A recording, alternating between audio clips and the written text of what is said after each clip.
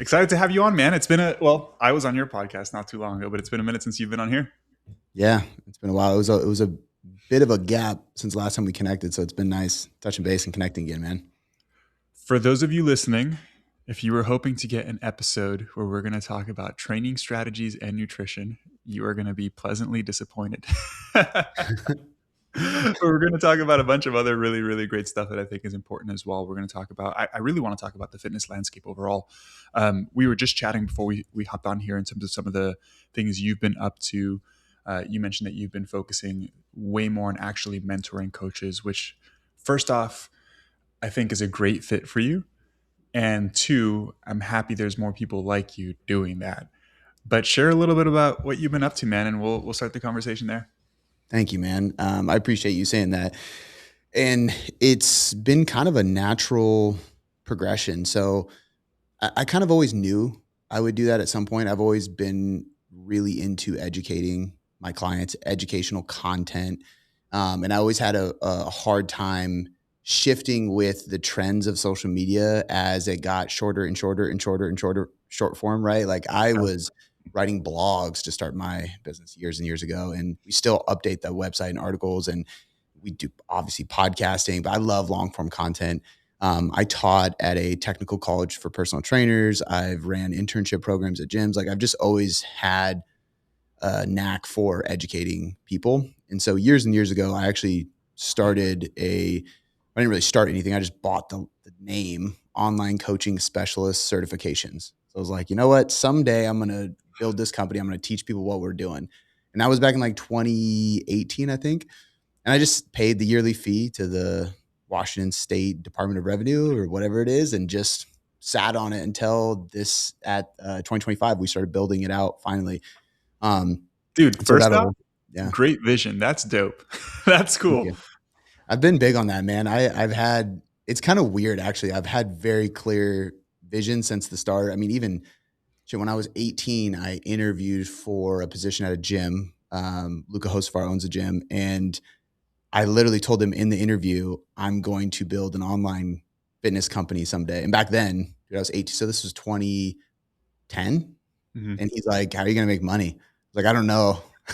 I don't know. He's like, "All right, work at the gym for 6 years first, and then you have the right to do that." And I worked for him for 7 years straight, training people. So like, I've always had this vision, and I've always had a knack for educating people. But over the last couple of years, I've been sought out by just random people online asking questions, and then it leads to me like, "Yeah, let's jump on a call," and then I like help them, and they're like, "Can you mentor me?" I'm like, "Yeah, I can do that. Like, here's what I would charge." And it's always just been something on the side, but I realized how impactful it was for those people. I loved doing it. And I just saw so much bullshit out there of people running masterminds and mentorships that you don't even know if they had an actual fitness company. Like you don't know if they've actually ever coached anybody. It's just they liked making money. They figured out the social media game thing. And so I kind of wanted to do something to create change in that space. And we literally launched it, dude, like a month ago, maybe. We started like officially putting people into this group, running these live calls, doing all this stuff. And it's been growing quick, and people are loving it, and they're jumping in, and we're not like running ads or doing anything crazy yet. It's just people have followed me for years, and they've been waiting for me to actually like open the curtains and say what I do on the business side. So it's been fun, but that's been, yeah, a lot of my time lately has just been educating coaches on how to really build a smart business, but also how to actually get results. Because it's not just about business. It starts with coaching first. I like that perspective a ton. I the online coaching space is kind of funny, man, because in some ways it's mature, in some ways it's not at all. Yeah. Right? Mature in the sense that like most customers are pretty well informed already. Most customers have had maybe one or several experiences, but I feel like it's still fresh in the sense that like it still feels like there's so much turnover and people trying it and then falling out and so many quote unquote business coaches. So I'm happy that you're doing it the right way. And what I was going to mention is I love that you always stick, I would say by the idea, but it's not even by the idea. Like it's the way it should be. You need to be good at your craft before you can Yeah. build a business around it. I don't say this to throw shade at anybody, but I have been part of some of these masterminds, and I have seen people who complain about either not being able to get clients or not being able to keep clients happy, and they inevitably want to figure out what business tactic they need to implement to improve those things. And it's like, man, you just need to like refine your skills, Yep. right? I've always, when people see me and they're like, man, you've had pretty good success pretty quickly because I've only been running my business for a couple of years.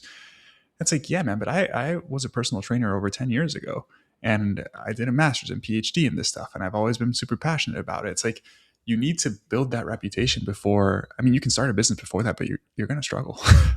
Well, and so here's what I think the problem really kind of cultivated from, and I think COVID might have had a effect on this, but everybody and their mom thinks that they can be an online coach because they have an Instagram and they're in shape.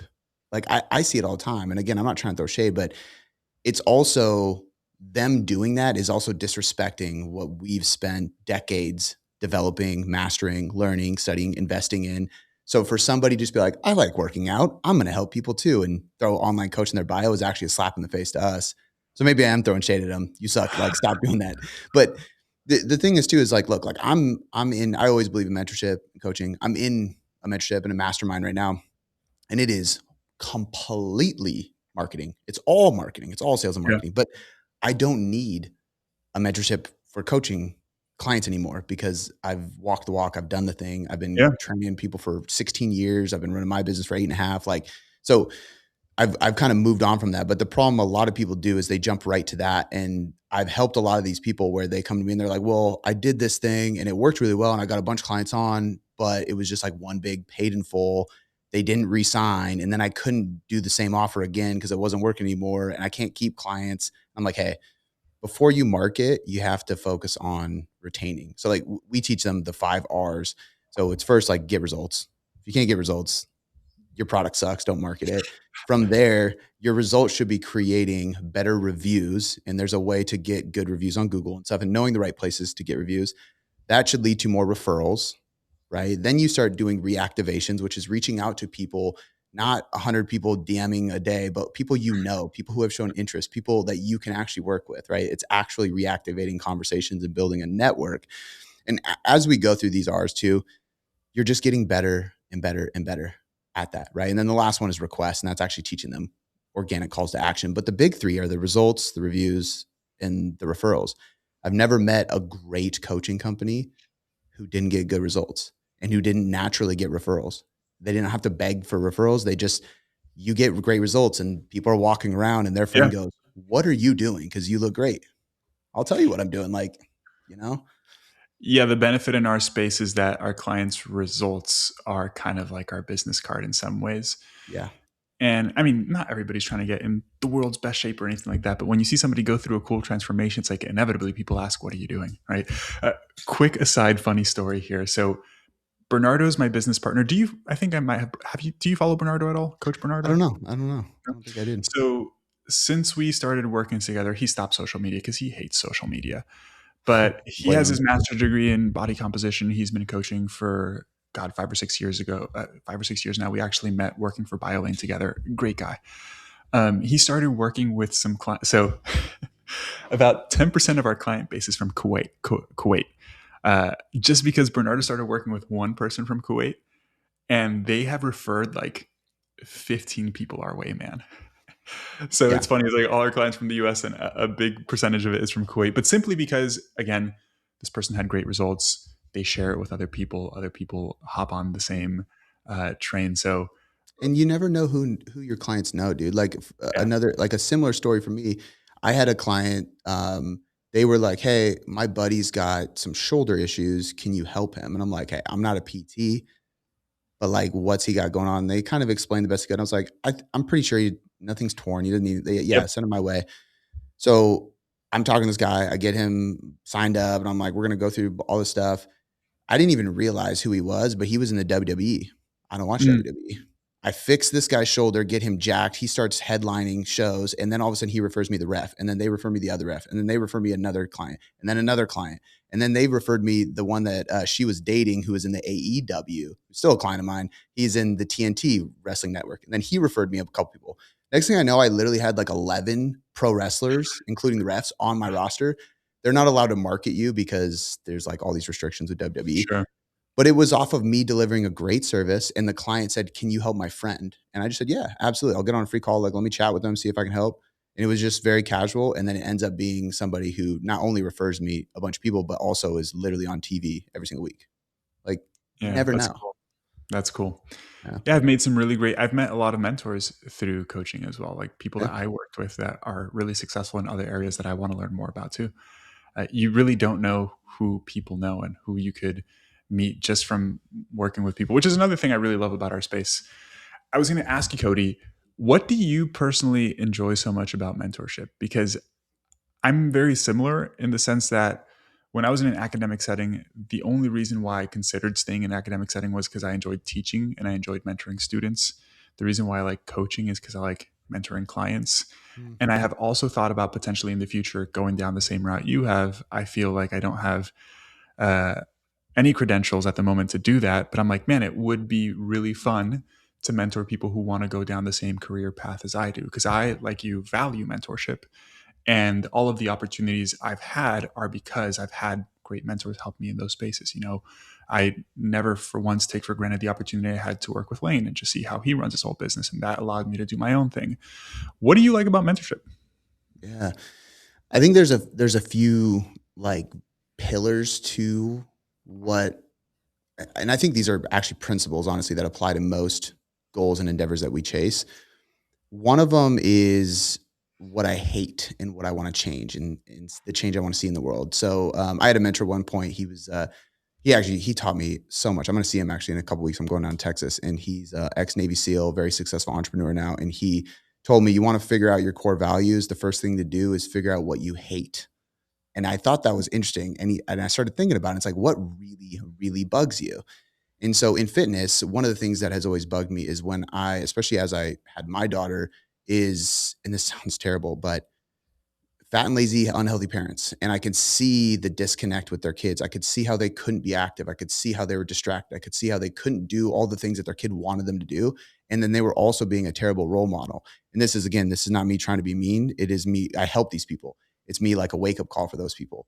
Well, I hate especially I think there's the caveat to add of like people who don't try.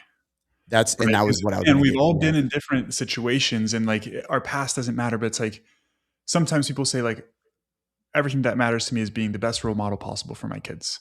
And then you look at their actions and you're like, your actions do not line up with that. Right. And then beyond that, exactly. you're not even really trying 50%. I'm sure Yep. that's what you're talking about. Yeah. And so that's what really bugs me is like the Yeah. thought of somebody not trying when it is 1,000,000% possible. Is it easy? No. And that's where choose hard came from. It's like, you got to choose hard sometimes, if that's really what you want. But that idea of, okay, well, if you hate it, do something about it. And so I've spent my life basically trying to help and create change for that because I do hate it. And I know it's not easy, but if they have the right support, the right coach, the right system, they're not getting sold snake oil, whatever, they're going to make that change that they need for their kids.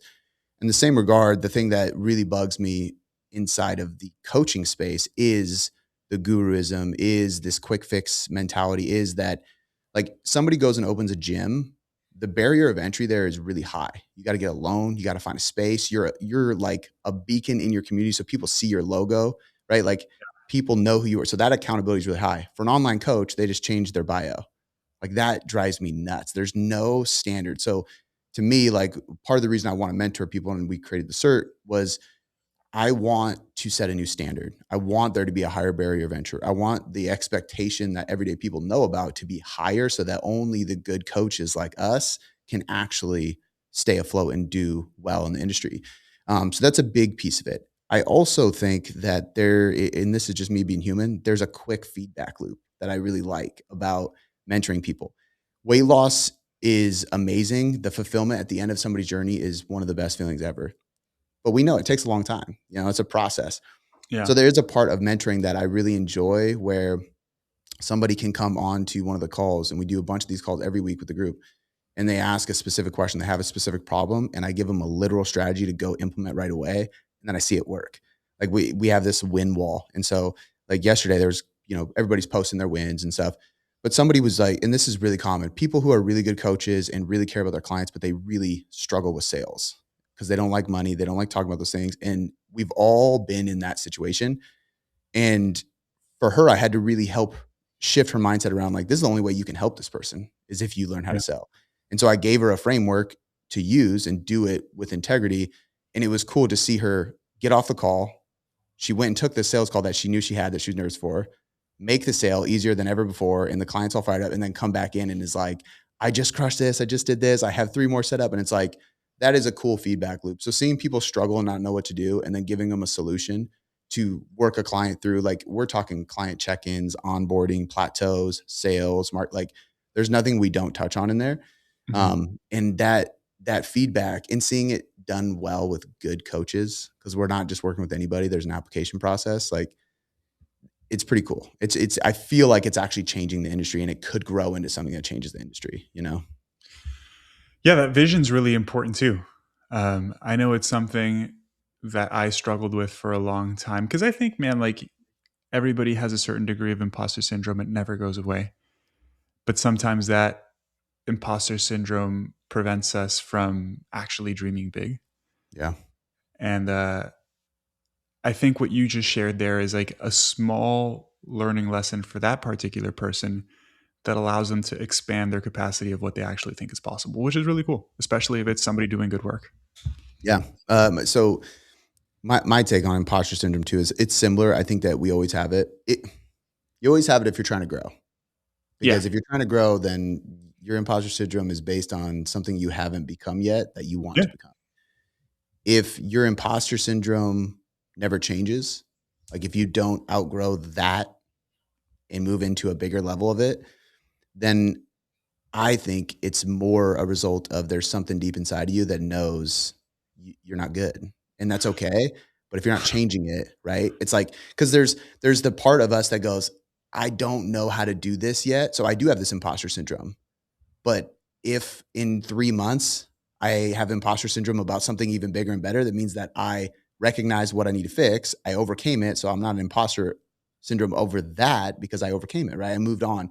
So I think if you're not evolving through it, you're ignoring the hole in your bucket. Like you're ignoring the thing you got to fix. So, and sometimes this is where, like, I love the saying, you can't read the label from inside the bottle, right? This is why people like you and I do hire mentors, is because it's helpful to have somebody look from the outside and go, this is what I see. And my experience and wisdom would tell you that you need to think about this, right? And it helps you. For somebody looking for a mentor, what do you think are some variables or things to consider to determine whether somebody is or isn't a good mentor? I bring that up because I think it's the same as when somebody's trying to start looking for a fitness coach. They have a really hard time discerning who is and who isn't a good coach. And I would say more times than not, by a lot, probably 80% of the times, we talk to somebody who wants to work with us. They have worked with somebody in the past and haven't had the most positive Yeah. experience. Yeah. I'm not always going to blame the coach because sometimes clients aren't the best clients, but people have a hard time being able to discern who is good and who isn't when they haven't had the experience. And the intent of asking this question is to help people um, avoid making some of those mistakes. I've made a ton of them, man, in the business coaching space. Not a ton, a couple, but it always sucks when you go through those experiences. Yeah. I mean, to be fair, and I don't know if I would say this is necessary because obviously I would try to tell anybody to avoid it. And I've done this too. But I don't know anybody who hasn't wasted probably tens of thousands on like Yeah, some kind of business coaching or investments that didn't pan out. You know, I think it's part of it. Um, but when looking for a good mentor, I think there's 3 things that people should look for most. The first thing is the values of the person you're seeking out. Do their values align with you? Because their success is going to be based on what they're chasing and what they're willing to sacrifice. And what they're chasing and what they're willing to sacrifice is going to be based on their value system. And if it is completely unaligned with yours, then they're going to set you on a path that is going to cause you to sacrifice what you are not willing to sacrifice and chase something that does not matter to you. So it's you don't have to go through this crazy process. It's pretty easy to see who aligns with you and who doesn't. But your values got to align with that person. And aside to that, I would say, and this is probably the easiest way to figure that out, do they have what you want? I think that's a really easy, like, do they live a lifestyle that you could see yourself living? Do they make an income that you want to make? Do they run a company, or did they run a company that you want? Like, just look at the person. It's like, do you want that? Right. And if they're good at creating the lifestyle that you want, it's probably a good person to teach you how to do it for yourself. I think the second thing is to look at their history. What kind of business did they run? And if they don't have proof of running a business that is similar to the business you want to run or was successful, because the thing you have to watch out for now, unfortunately, is people who are influencers or even just good at sales build a business that generates 5 to 10K a month, and then they quit and start business coaching people because they know how to sell somebody. Like, it's wild, but that happens. Like, ask for transparency and see what they actually were able to create. Like, I never liked sharing revenue and how much we made and stuff because it was completely irrelevant to what I was doing for Mhm. people. And it still is to that side of our business because we still run that side of the business. But now I'm very open about what we've grown to, how big my team was, why I decided to not have such a big team. Like, that transparency, I think, is important because it shows you the kind of business I created. And the mentors I've hired, I ask those questions. I want to know what they actually ran. Yeah. And the third thing, the last thing, is what kind of business they run now, right? Because although there's nothing wrong with no longer running a fitness coaching business if you're a mentor, because if you shifted your business, that makes sense. Like, you have a different avatar. I think there's also value in still running it because if you have a business with a good system, it should still be able to run. Like, my Gen Pop fitness and nutrition coaching company, it still runs and it's still growing. And we decided a cap that we want it to grow to. We know what size team we want, and I have people in place to help me run it. But it's because that business's growth isn't based on my Instagram or something. It's based on the results we've gotten, the reputation we've created, our reviews, our results on our website. We had a lady today who signed up, and then she ended up calling back and signing up her husband too. She has no idea who I am. She never listened to podcasts, nothing. It's Google, it's ChatGPT, it's the results. And she's like, your transformations are insane. And there's not a single, as hundreds of Google reviews, not a single one is bad. It's like That's cool. we pride ourselves on service above all else. So, but that kind of business will keep running, right? What did businesses do before social media? It was a good business and it ran. So again, you don't have, like, somebody could sell their company and start mentoring people. And I don't think that's bad as long as it aligns with who you are and the company that you want to build. But also, I think there's value in having boots on the ground. Like, I still run that kind of business so I can share with people like what we're seeing and what we're doing. And even if I didn't run that anymore, it shouldn't be because I couldn't run it anymore. So I quit doing that and started doing something else. It should be because I sold the company, or I decided to give somebody else the CEO role so I could focus on this, or whatever it is. It should be by choice. I think there's a lot of people who quit running a fitness and nutrition company because it got hard to continue scaling and helping people. And so they went to business coaching because it's easier to sell online coaches on that kind of thing, you know? Do you think it's actually easier or just a little bit different? I do think it's easier, to be honest with you. Only because of how many people out there. Like, I think online coaches are more gullible and they're easier to find online. If you know, it's because if you came out of that space, the stuff you like watching and following, all your ideal client and avatar, that's what they engage with and follow and watch. So it's easy to find them.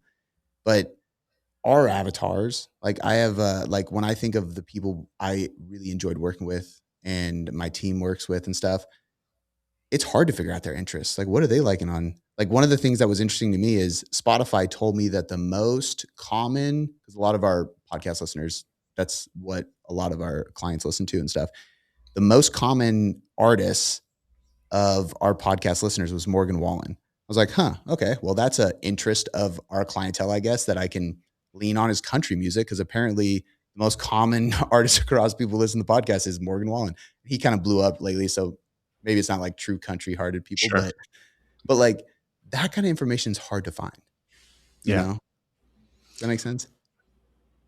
A lot easier to find with AI nowadays, though. It is. It is a lot easier with that. Another conversation we can save for another day, dude. But if you're not using like a Perplexity computer and stuff like that, it's insane the stuff that it can do, man. Hmm. We just did some market research the other day, and it like just gave me the price points of different coaching programs that don't display their prices online. So I was like, okay, that's cool. It's like So it just finds information, man. That's a good alsoasked.com is a good one too, because you can see Ask. what people are. Yeah, also asked is like they'll what people who found you search and what they also search so you can find out what they're also Mm, looking at. But that's another thing a lot of people don't think about is like AEO is answer engine optimization. 60 to 65% of Google searches are no click searches now, which is basically they search on Google and that answer Gemini gives them, yeah. that's where the search stops. And if they click that, it starts a conversation with Gemini now. So Yeah. usually it leads to that. And then you can, I've done this well enough to know, okay, well, what is Gemini prompting them once they go in there? If that information is not on your website, you're going to be irrelevant. So, like you said, pricing, I used to never keep my pricing on the website. Now we do because that is something that people search. Like there's Google searches all the time. How much does tailored coaching method cost? I'm better off just being transparent. And that's helped us generate more attention to reach online. But people are afraid to put their prices. So it's interesting, especially when it's like random, I don't know. Normal companies have rates. They have like, they're monthly or they're paid in full. And it's just like these are our rates.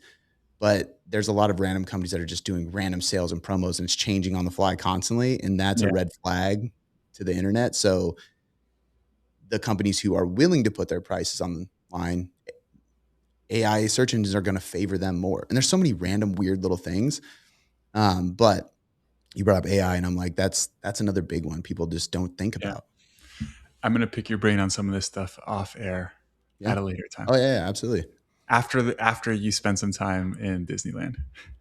Oh, dude, I did a whole entire workshop just on AEO because we get people all the time who literally are like, we're like, how'd you find us? I was just having a conversation with ChatGPT and it kept recommending you. I'm like, Oh, that's awesome. dope. That's It's actually really working. cool. Yeah. That's Yeah. awesome. Dude, I was going to ask you when you were mentioning those three primary variables to really look at, and you mentioned making somebody has the same sort of values that you have, Mhm. that they run a business in the way that you run a business. I'm curious from your perspective, what are some of the big pet peeves that you see in terms of business tactics in the online coaching space that you are like pretty against? And I'd love to know why as well. Mm. So I think that God, my brain goes a million different places with it, but I think a lot of them are contextual. And what I mean by that is, for example, I'm in that mastermind that is strictly sales. Almost there's a part of me that laughs sometimes because I'm like, this person does not need this. But like I do. So like context wise, there's certain strategies that I would tell someone, don't do that. Like if somebody has a certain funnel system through a DM funnel and in their Instagram and stuff like that, there's certain people I'm like, you have no business starting that yet. There's people who are at our level that do because it's like if you're going to leverage social media to help more people, you probably do need a funnel system to make that happen. Yeah.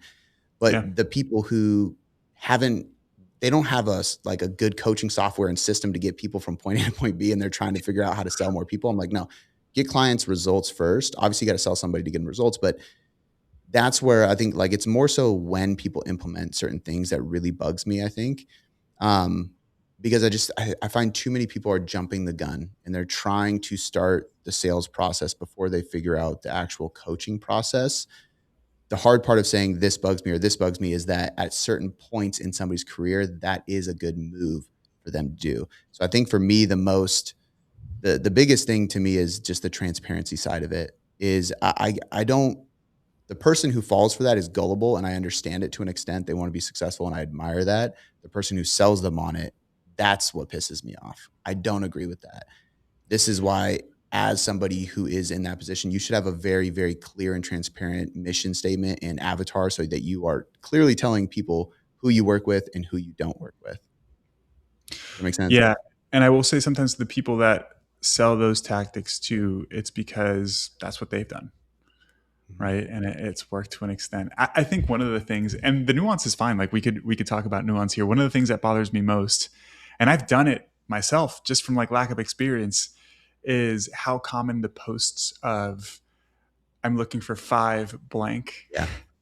And it's like, guys, the ad has been up for a month and it says five for the I whole know. month. And then two, like, if you get six or seven, are you going to say no? You're not going to Yeah. say no. Like it's those little things. But here's the thing, man, because I've been in those groups where some of these tactics are used, and I get them because some people have success with them.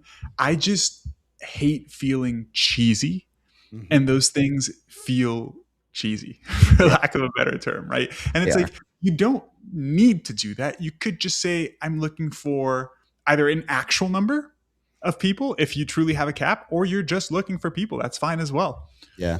So I think though the reason those are really popular too is because when if you get a bunch like if somebody joins a mastermind or a group like that and they've never done anything like that and they go do it, most likely don't have a huge following. It's a bunch of people who are friends and family or from their past. Yep. It's people, colleagues that don't realize what they're doing nowadays.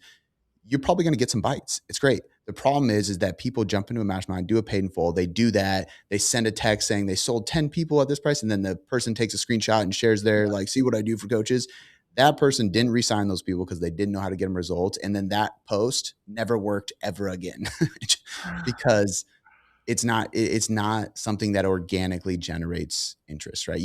And the reality too is like, I always find it funny when people have like writer's block for content and stuff. If you're doing what you love and you're good at doing it, you should never have writer's block. Like you can talk about this shit for days. And we know that we can repeat the same thing a million different ways and in variations that it never gets old to people. Um, so in this, you made me actually think of something else that does really bug me. And I actually am very new to this. I didn't know this was a thing, but it's called shadow coaching. Have you heard this? No. So it's basically like, okay, if you had you are the coach of your company and everybody just assumed it's just you and you don't do Zoom calls or anything like that because after they sell, you're going to give them to somebody on your team, but the person on your team is going to talk to them with their name being Joey and they're going to act like it's literally not you. And this business model breaks everything. These people do it and they sell and they're like kind of influencer, but really they're just good at like social media marketing stuff and they sell a bunch of people and then eventually it breaks because people are like, wait, you can't talk to 1,000 people at once. And it falls apart. And to me, it's just, even if I can make a lot of money doing it, I'm like, I'm literally lying to everybody.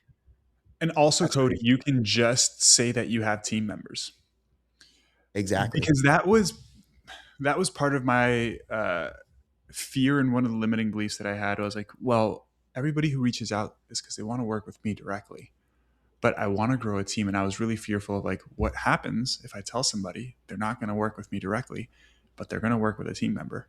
Guess what? Nothing happens. Nothing happens. And if you're genuine about it and you have really good team members, you're like, guys, this person is better than me because all they do is focus on coaching and nothing else. I run the business. I do social media. I do this. I do that. I have literally trained them. And if you Yeah. trust me, you should try. And if you genuinely mean that, you can. I think honesty goes a long way and people sense it, Mm-hmm. right? 100%. It's like if you're lying, like, oh, they're really good, and they're not. Like people sense that. But if you do have good team members or whatever it is, because I know in the online coaching space, there's so much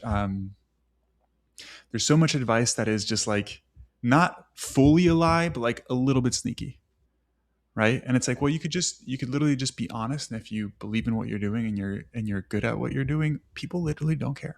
Yeah. It's not that big of Well, a deal. the other thing too is that real success, like getting results in anything in life, it happens from principles being applied. So if you're able to get great results, Joey, it's because you have a system that is Yep. based on principles that are proven, right? Once somebody underneath you can understand your system for utilizing those principles, they can get great results with you. So, for example, like I see this book behind you, so it just makes me think of this. Like if Alex Hormozy's right hand guy was like, hey, you're going to work with me. I'm not going to throw a fit. I'm going to be like, if Alex Hormozy has you as his right hand dude, I'm probably going to be in good hands. Like we're good. But the thing is I know for a fact that Alex Hormozy has proven systems. He has a lot of great frameworks and he gets great results. So anybody on his team is going to be the same way. The people who need the shadow coaching, they can only sell themselves. They can't sell their method, their systems, the principles they use, the experience they have, their team. Because when you can, to your point, it's very easy. I don't struggle to sell people for my team because my team's great. And as you said, it's like they have way more time to coach than I do at this point.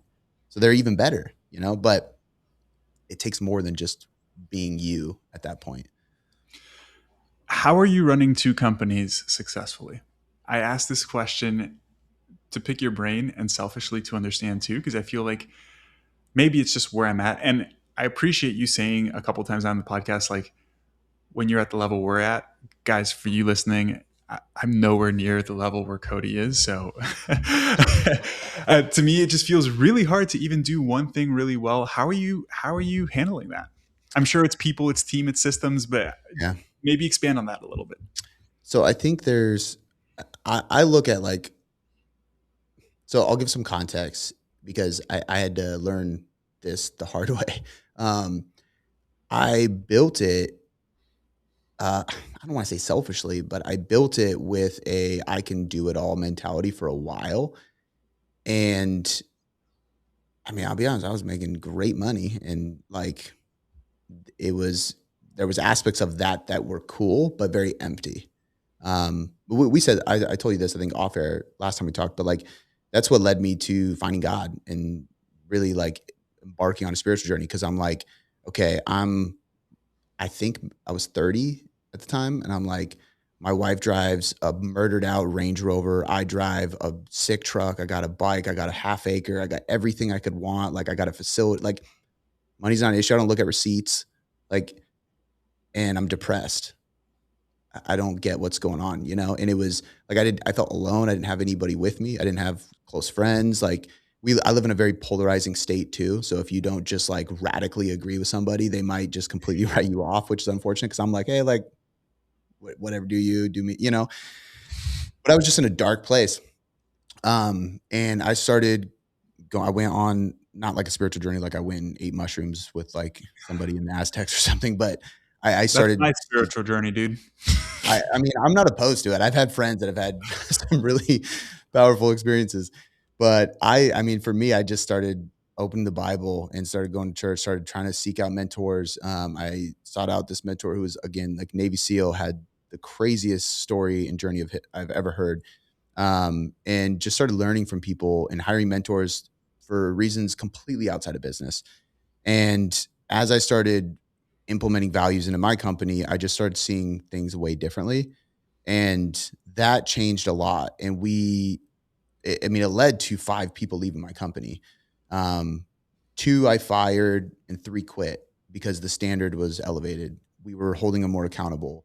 I wasn't going to settle for like not showing up as your best self and actually like putting forward an effort and being very honest. And I found out a lot of things I didn't love to hear, but it led to just a lot of shifts in the company. And so there was a crazy year of really trial and tribulation, figuring things out.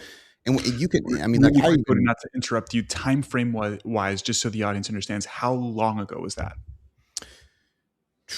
2024 Okay. into 2025. So Okay. like So you're 32? what's that? You're 32? I'm 33 right now. Yeah. 33.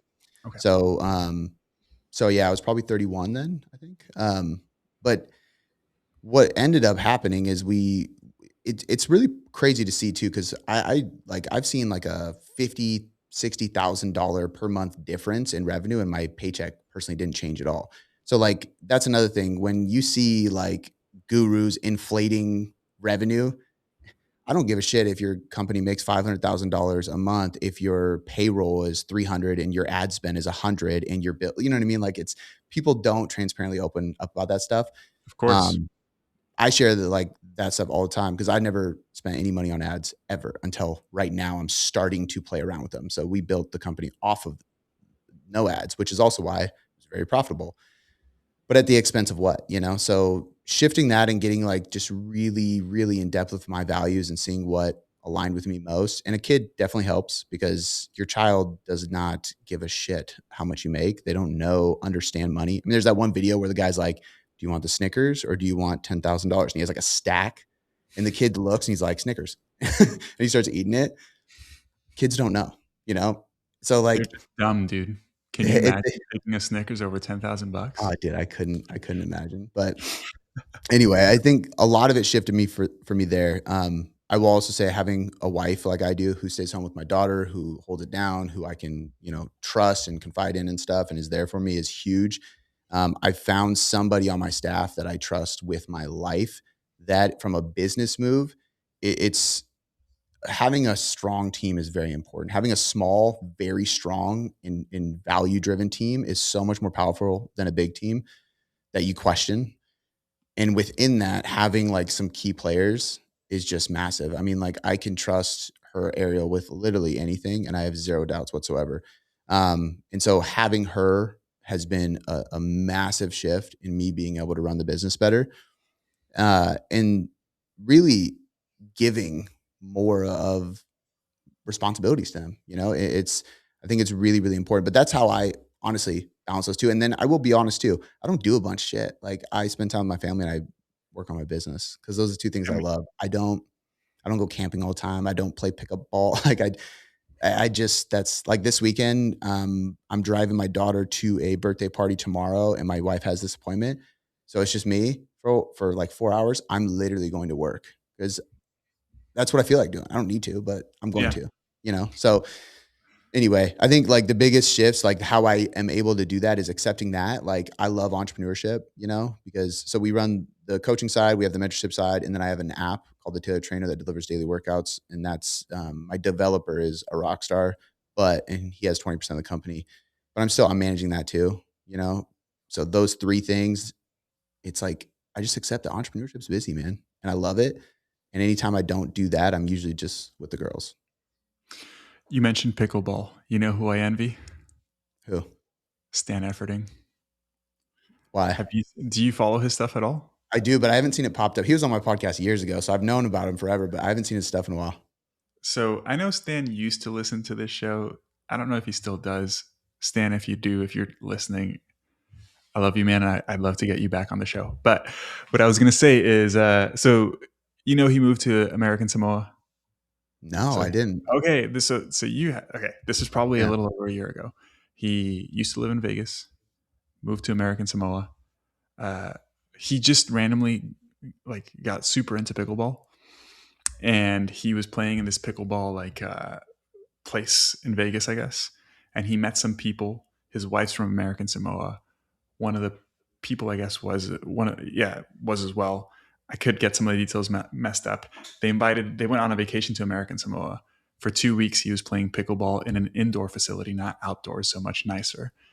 And his wife asked him, like, would you ever consider moving here? And he was like, "You mean I can play indoor pickleball every day? Hell yeah!" And then they moved to American Samoa, so he's chilling now, dude. He makes videos on his little golf cart, just like talking about how awesome it is there. And when you said pickleball, it just reminded me of that. You know, that actually makes me think of something that I think is important to say based on the question you asked me too. Defining what I really wanted was a big part of it because I think there's a part of, and this is, even me being in the industry for a long time, I'm only 33. So I'm still young. I still got many years to grind and to build, but chasing success for the wrong reasons, like I said, money, but also like sometimes like clout and recognition and stuff.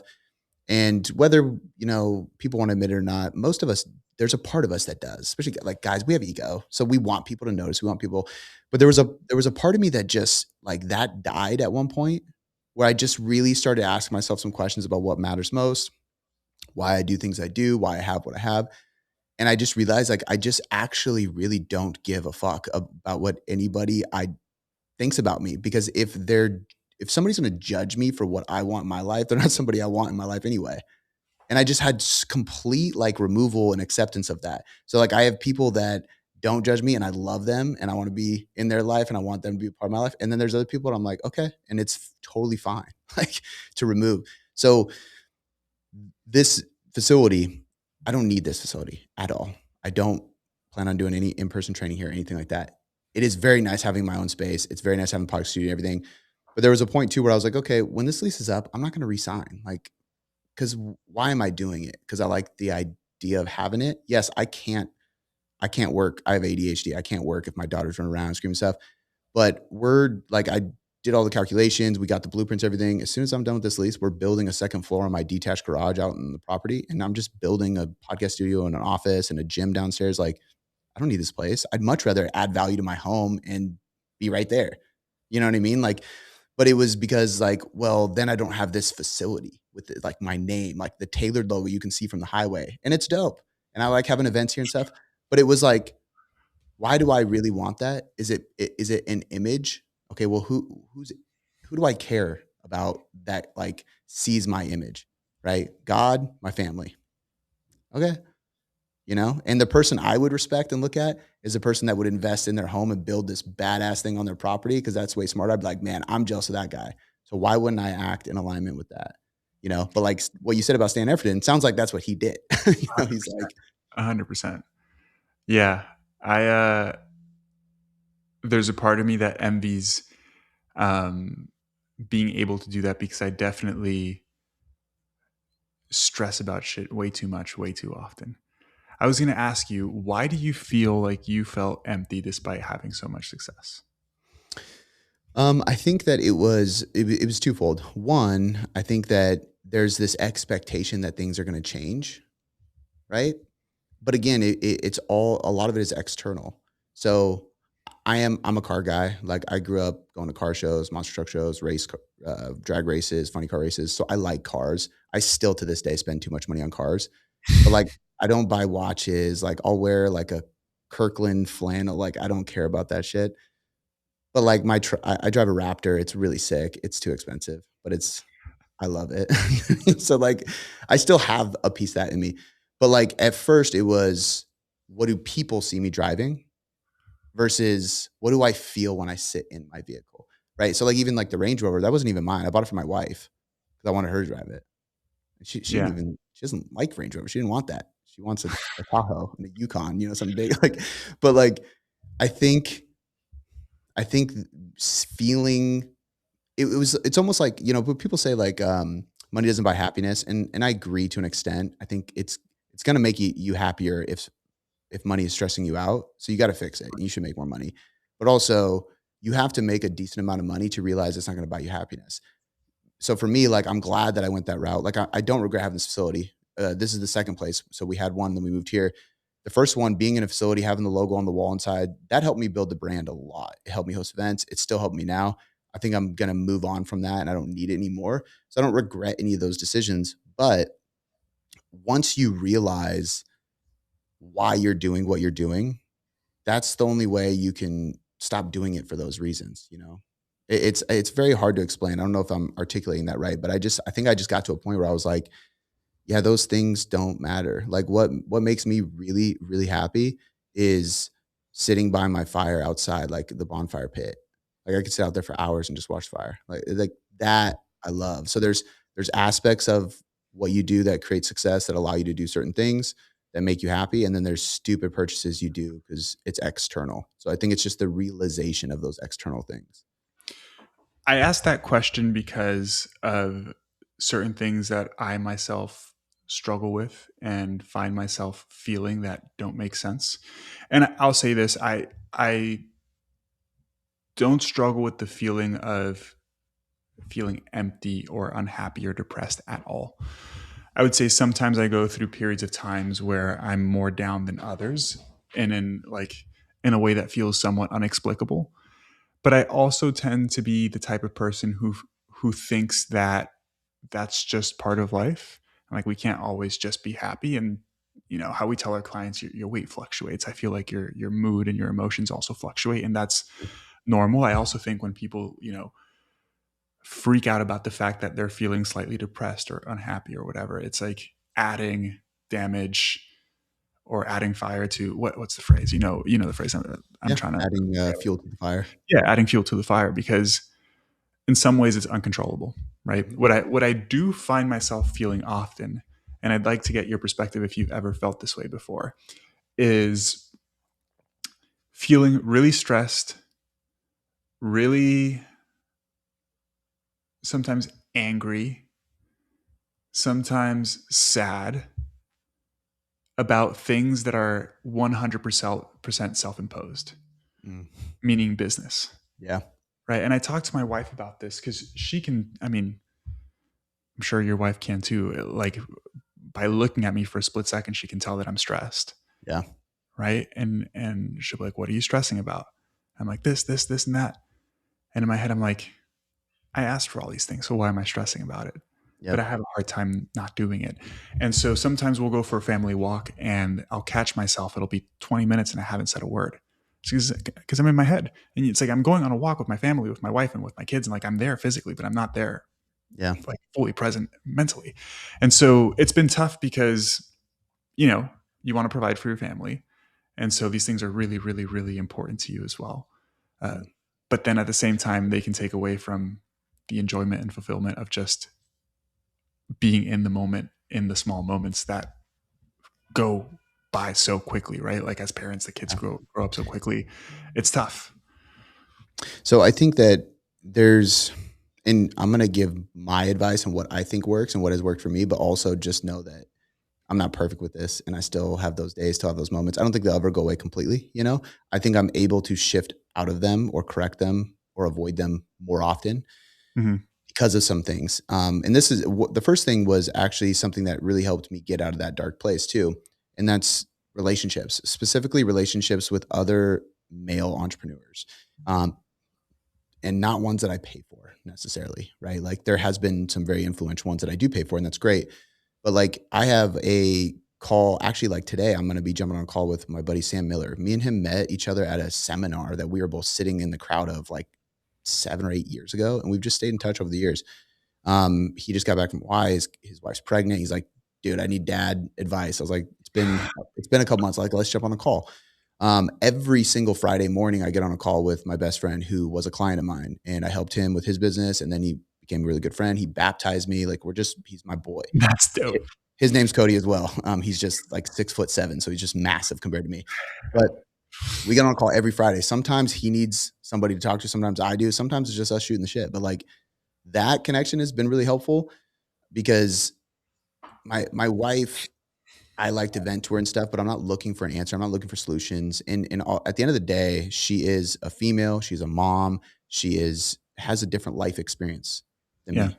I still tell her everything, but sometimes I need another dude who's like in the same position.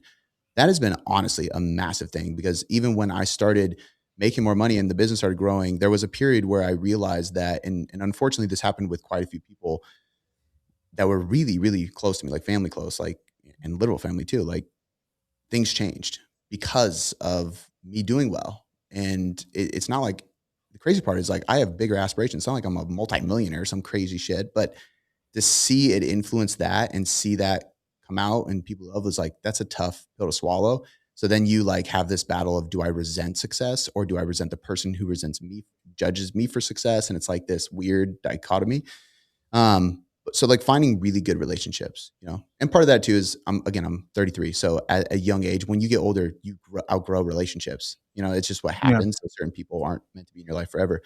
Um, but the relationships piece was a huge one.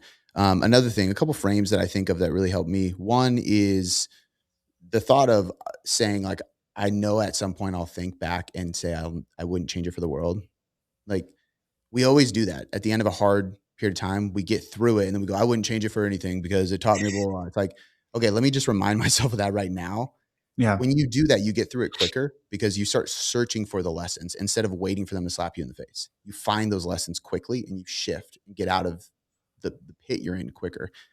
And then the last thing is kind of two-pole. It's value-based, but I always think when I'm going through a lot and like the first question that we go in our head, you know, like, why is this happening? Like, why does this have to be so hard? Why? Even like I did this to myself. Okay, but why? Why did I fucking do this? You know, I believe God chooses people for their path and for their purpose. So I try to remind myself, like, this is what I'm made for. This is what he designed me to do. This is the purpose I'm supposed to fulfill, which means that I'm supposed to get through the hard stuff. I'm not supposed to quit. God knows that. He's not going to give me a handout because this is a test. This is training me for something better. Like I need to remember that. And on the same kind of lens, our kids don't deserve that side of us. Yeah. I've struggled with being present plenty of times. I think most entrepreneurs do. The thing I try to always remember is like, what is she going to think later on? You know? And so doing a shift move, like this is really hard to do when you're upset or you're in a bad mood. But it's funny because I actually stole it from what I do with my daughter. If my daughter was throwing a fit or being sour and stuff, I had this rule. Like we have this hallway and like it's like an L. So I'm like, all right, go touch the wall. And it's like, I'm like, I don't care if you're still upset when you get back. I just need you to take a second. So like, go touch the wall and come back. But what happens is it gives me enough time to do something stupid. So like, she goes and touches the wall, and then like she'll come back, and I'll be like, I'll play like Who Let the Dogs Out or something, and Bubba, my dog, freaks out, or like I'm like making a funny face. She can't help but not like laugh, and then Yeah. everything's fine. And so like, I realize if she can do that, and if I can help her do that, I can do that too.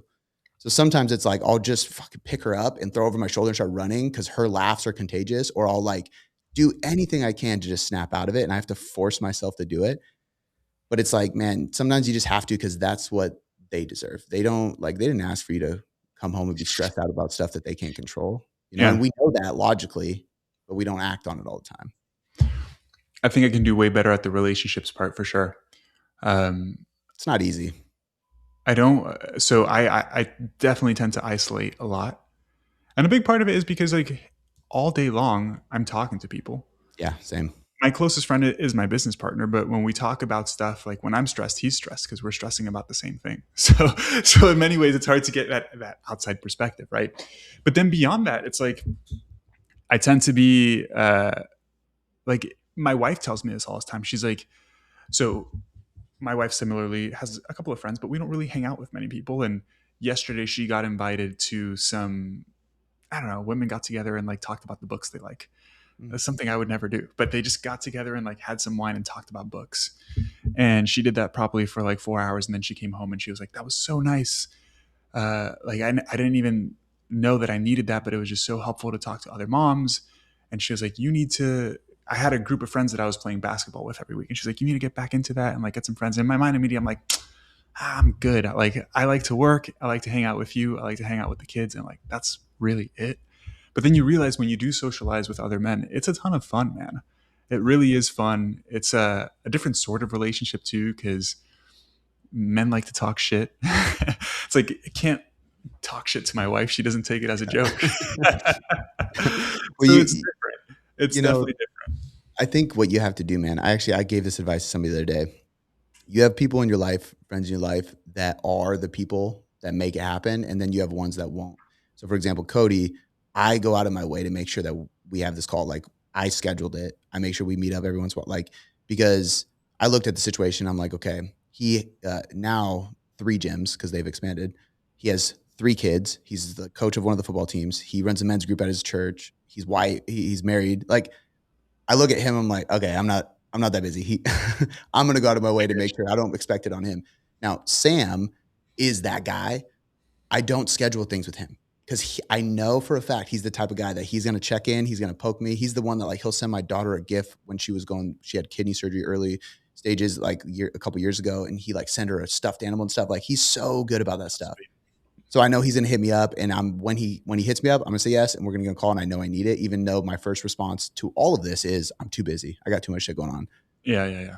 But eventually you realize you're like, man, I've been too busy and I've had too much shit going on for the last decade. So like my advice to you is don't get to a decade before you're like, oh shit, maybe maybe I'm not too busy. Because it is hard, man. Even if like Sam lives in North Carolina, Cody lives in Washington, but he's an hour and a half away from me. So it's a phone call. It's a Yeah. FaceTime, you know? Like I don't have too many guys around here that I can go do stuff with. I have a buddy that I'll go shooting with sometimes, but if you have guys that are close, even better. But even if it's a phone Yeah. call, you know what I mean? Like, Well, for me, Cody, it's like I have a hard time realizing I need it until it's almost like a little too late because yeah, I compartmentalize stuff really well.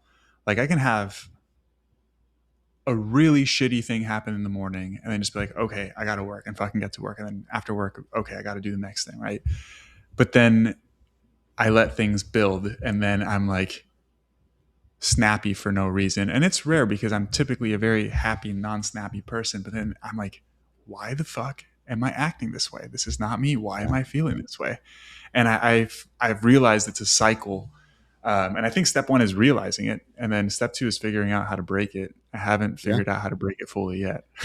Well, I mean, man, it's a toxic trait that is extremely useful, almost required as an entrepreneur to be successful. You have to be able to compartmentalize. Like there's been times where, man, like I something very tragic happened, not to us, but in the world. And I remember my wife calling me because she was just like, this is getting crazy. Like like she was kind of freaked out and stuff. And it was literally like, I got to get on a Zoom call and there's going to be a bunch of people waiting for me to present. So she's like, does this Yep. not even impact you? And I'm like, I can't let it impact me. So I'm going to feel it later. But like in the part of that is kind of psychotic, you know, but like you have to be able to like something bad happen and then I'm on and you got to be able to do your thing because people are relying on you. And that's a big responsibility, but that's what we signed up for. And that's part of being an entrepreneur. And so the hard part is when it bleeds into your personal life and you start Yeah. becoming kind of gray. That's where like something's got Yeah. to change. I have these conversations with my wife because my wife has a hard time compartmentalizing things. My wife, when she feels something, Yeah. right? And we talk about this all the time. And I feel like sometimes I would like to have the luxury to be able to feel things Mhm. as as crappy as that sounds, because I've had the same sort of experiences, man, where it's like, not that long ago, and I talked about this on Jordan Syatt's podcast. My wife, during uh, our second pregnancy, had some pretty bad like postpartum anxiety, which she had never experienced before, and it came back fairly recently out of nowhere, and that was very hard to deal with. At the same time, my aunt passed away. I traveled down to Miami, came back up, and at the same time, we're having like our worst month in business in over a year. And I got home from Miami, like the moment I got back, and my wife's like, "How are you feeling? This and that." And I'm like, "It literally does not matter. I need to like hop on the computer. I gotta work." And she's like, "How do you do that?" I'm like, "I don't have an option. it's I have to. Like if I don't, then there's more stress because then you guys suffer, and that's Yeah. number like So it's again all self-imposed. I literally would not have it on any other way because I'd rather have this than the idea of working for somebody, dude. Shoot me in the head, as bad of an analogy as that is, Yeah. but it's certainly fucking tough sometimes, man. Yeah. I can relate to that exact. I mean, I've said verbatim those things. The thing that has helped me a lot is trying to find a way to have fun doing it no matter what. Because there's also there's two sides of this. There's the side of going, okay, what is actually the worst case scenario? Let's say I don't do this shit right now. Yeah. Or let's say like everything tanks and I can't afford whatever. Like I've gone through those scenarios and I'm like, is my family dead? No. Okay. So I'll go get a job at Costco. And then I think about it, Yeah. I'm like, I would fucking crush it at Costco. Like I'll literally crush it because I love effort and I love like competition. So it's like, you know what? It'll be all good. And I'm 33. So I could crash all this, burn it all to the ground, go to Costco, start something new, build another business, and I'll only be 50. Like I just think these crazy scenarios, and I'm like, there's people I listen to on podcasts, and I'm like I'll listen to Joe Rogan sometime. I'm like, this dude's 60 years old. Yeah. He's twice as old as, but like, what am I complaining about? I got so much time. So sometimes you do have to like step off of it and think of that. And then for me, I can literally correlate our best months ever with me having the most fun.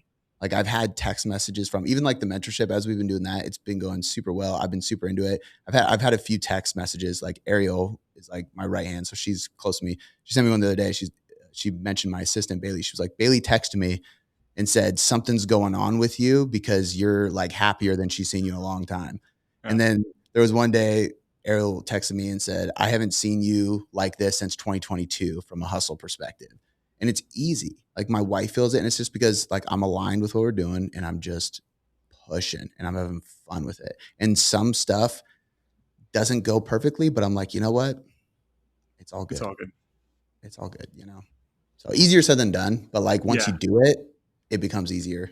I also think there's a little bit of the chicken and the egg there because when things are going well, I'm always in a good mood. That's very true. It's very true. Yeah.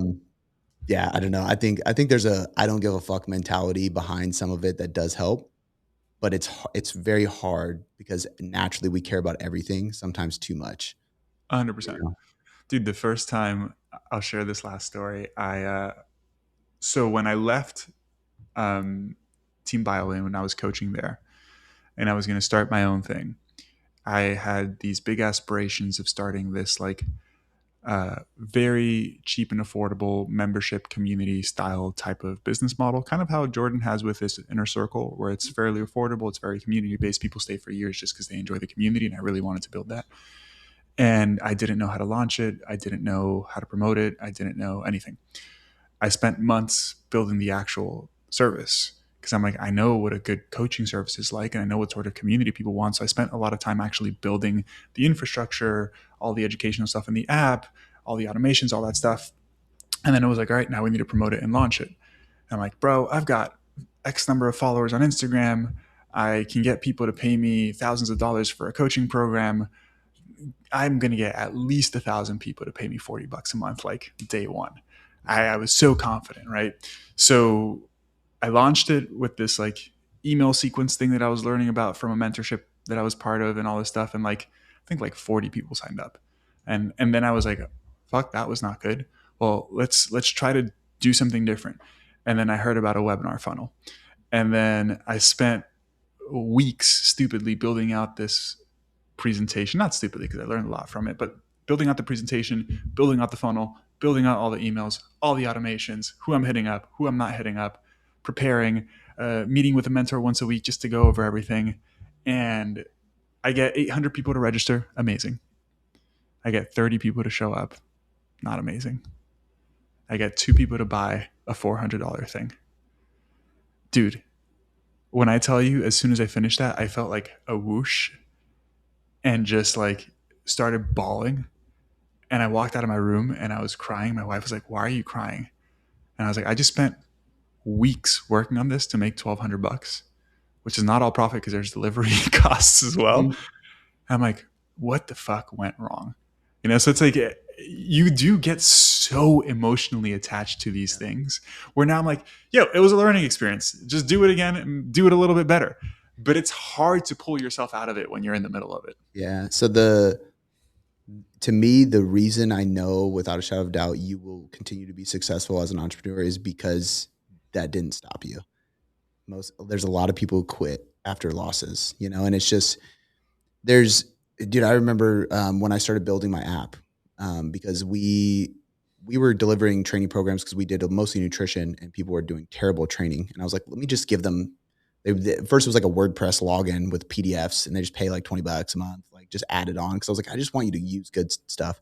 But then people would sign up and download all 10 PDFs and then quit. And I was like, okay, this doesn't work. So we went through all these things, and then I started developing an app, and I got scammed and lost $30,000 out of Mm, my pocket, dude, and had to start over from scratch. And I started over. I didn't scrap the app. I just was like, all right, well, I got to find somebody to help me find somebody that I can trust. You yeah. know, I got sued by app developers because they were trying to basically claim my intellectual property, which didn't go far because my lawyer just basically showed them the evidence and they never talked to me again. But like, I had to find a lawyer that dealt with this kind of stuff, and I was freaking out. I'm like, "What the? I've never been sued. What the fuck? And this is my shit. Like, what do you mean you're gonna sue me for my own stuff? And you're gonna like?" I was freaking out, dude. But like, I didn't quit. So all these like crazy things, and then I would talk to somebody who's like 10 years ahead of me, and they're like, "Oh, I remember that happened to me. I remember being sued this one time. Was this?" And I'm like, "Wait, you've been sued?" And he's like, "Oh, a bunch of times." And I'm like, "What the fuck? Like, I'm gonna try to avoid that, but it's not like completely out of normal." I talk to Yeah. people, but man, it's just being able to get hit in the chin, keep moving forward. Like that's the only way you learn. And it's also like why somebody who is a fitness and nutrition person, like I tell people this all the time, if I were to run, actually I have run a webinar, it worked really well, but like for coaches, I don't think webinars work that well for Gen Pop. I've tried them as well. They didn't work that well. I could use the same exact model and system for online coaches and they're going to eat it up. Why? Because all of us business owners, coaches love workshops and learning and stuff. Gen Pop people want to lose weight. Are like, I don't want to watch this shit. Yeah. Like, but that's where I see one of the things I should have answered the question like this earlier when you said, what do I see that bugs me? Business coaches who are running ad campaigns and models for their business Yes. coaching. And then they just go, you can just take my template and their clients fail. And it's like, well, yeah, their clients are not the same as your clients. It's a completely different interest, you Or know? it's like you get to 100K months in a business coaching situation because you can charge 20 grand for a program, where in fitness, it's obviously just a different business model Yeah. altogether, right? I'm Yeah. curious. I want to be respectful of your time, man, because I know you got to go. But how many times in your entrepreneurial career would you say you've had fear around um, missing payroll, feeling like you're gonna lose it all? Is that something you've experienced multiple times? Yeah. I think that there's a level of integrity that I can lean on that just makes me, it still sucks, but I can feel good about myself as a human. Um, I'll pay my staff before I pay myself, you know? Yeah, There's been times where I didn't pay myself because yeah, I wanted to pay them, and they didn't know about it, and years passed, and Ariel found out because she moved up in the company, and we were, like, going over different situations and stuff, and I just watched her start crying. She's like, "You helped me put my daughter in private school." Like, and I'm like, "That's why I do what I do." So, doesn't make it easy. Doesn't, like, when I do that, I go, "Okay, I feel good about me as a human. I still don't know what the fuck to do right now. How am I gonna figure this out?" But there's been those times, man, for sure. There's been probably, I honestly, like, I mean, it's been 8.5 years. There's been a handful of crazy times where I overspent and we underproduced, or I was underproducing and we just were falling behind. Um, but, like, the thing that never changed was my integrity. There was an opportunity to speak at this thing, and the person who runs the thing posted something that we disagree with completely. And so we were gonna, like, somebody on my team was gonna do some content about it, but they wanted to check it with me because they're like, I don't wanna step on toes. And I was like, no, that's good. I'm gonna do content on that too. Cause I'm not gonna, like, agree with something just so I can get on a stage. Like, that's fucking stupid. And I don't think twice about it, but then, like, they bring it up later on and they're like, hey, like, this was really cool. I just wanted you to know. I'm like, oh, dope. But, like, it's just, again, going back to, like, why are we doing what we're doing? If you lose your integrity along the way, it's for nothing. dude. And as sad as it is, some of the biggest names in our industry have very little integrity. Yeah. Yeah. It's unfortunate, dude. I can keep talking to you forever, but I know you got shit to do. I appreciate you taking time to hop on here. For all of you guys listening, if you don't follow Cody stuff, do so. And if you're looking for a business coach, hire him. He's not paying me, but if I Thank get you. enough people to go his way, I'm gonna request some money. Jokes aside, Cody, where can people find you, man? Yeah. At Cody McBroom on Instagram. Choose Hard is the podcast, and the company is Tailored Coaching Method. So everything's kind of those places. Instagram's probably the best place because it kind of sources you to all those. So just Cody McBroom. Awesome, bro. Thank you for being here. For those of you guys tuning in, thank you as always for supporting the podcast.